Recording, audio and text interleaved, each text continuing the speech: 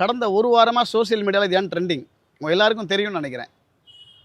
ஆசையாக ஐஃபோன் வாங்கி யூஸ் பண்ணணும்னு சொல்லி செல்ஃபோனை ஆர்டர் பண்ணி பணமும் கட்டிட்டு காத்திருந்தவருக்கு வந்தது சென்ட் பாட்டில். இதை ரிட்டன் எடுக்க சொன்னாலும் எடுக்க மாட்டேங்கிறான்.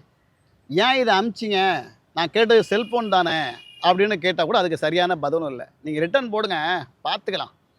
என்ன ஒரு ஆணவமான பதில்! நம்மகிட்ட பதில் பேசுகிறவன் யார்? நம்ம யார்கிட்ட பணம் கட்டணும்?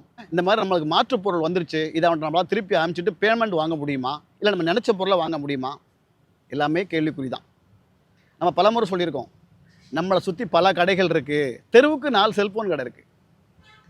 நம்ம அந்த கடைக்கு போனோம்னா நம்ம பிடிச்ச மாடலை 10 ரூபா 5 ரூபா கம்மியாக பேசி கூட நம்ம வாங்கிக்கலாம். மிஞ்சி போனால் நம்ம ஆன்லைனோட ஒரு 500 ரூபா அதிகமாக சம்பாதிச்சு போகிறான். நம்மளை நம்பி நம்ம வீட்டு பக்கத்தில் உட்காந்துருக்கான்.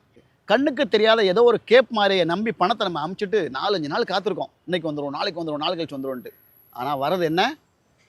33,500 ரூபாய்க்கு வந்தது 250 ரூபா சென்ட் பாட்டில். இன்றைக்கி யார் தானே பாடு?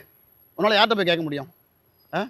போய் இன்றைக்கி ஸ்டேஷனில் போய் 2 கம்ப்ளைண்ட் கொடுத்துட்ருக்காரு. ஐயா, நான் செல்ஃபோன் ஆர்டர் பண்ணேன், செல்ஃபோன் வராமல் சென்ட் பாட்டில் வந்திருக்கு, என் பேமெண்ட்டையும் பிடிங்கிட்டான், கேட்டால் கூட கொடுக்க மாட்டாங்க. ஐயா, இது தேவையா? இது உனக்கு 1008 வேலை இருக்கும்.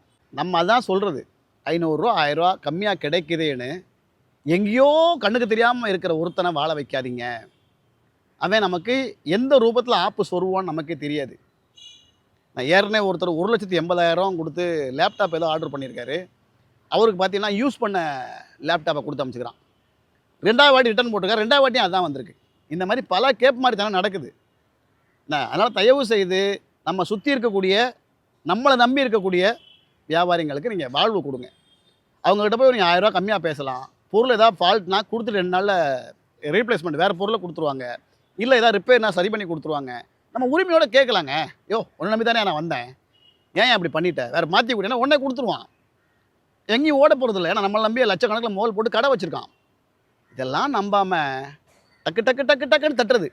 இதோ 1000 ரூபா கம்மி, இந்த 500 ரூபா கம்மி, மொத்தமாக வாயில் முழுங்கிட்டு ஏப்பம் விட்டு அமுச்சிடுவான். நான் பலமுறை உங்களுக்கு சொல்கிறேன், தயவு செய்து ஆன்லைன் வியாபாரத்தை நம்பாதீங்க. 100-200 கம்மியாக கிடைக்குதுன்னு சொல்லிட்டு லட்சக்கணக்கில் நீங்கள் இழக்காதீங்க. புரிதுங்களா? அருகில் இருக்க கடைக்கு போங்க. ஏதாவது ஒரு கடையாக இருக்கட்டும், டிவி வாங்கணுமா, பைக் வாங்கணுமா, இல்லை பீரோ கட்டில் வாங்கணுமா, இல்லை செல்ஃபோன் வாங்கணுமா, எதுவாக இருந்தாலும் நீங்கள் அந்த கடையில் போயிட்டு உங்களுக்கு பிடிச்ச ரேட்டு நீங்கள் கேளுங்க. 100-200 கம்மியாக கேளுங்க. கேட்குறது உங்கள் கடமை. புரிதுங்களா? கொடுக்குறதும் கொடுக்காததும் அவனோட உரிமை.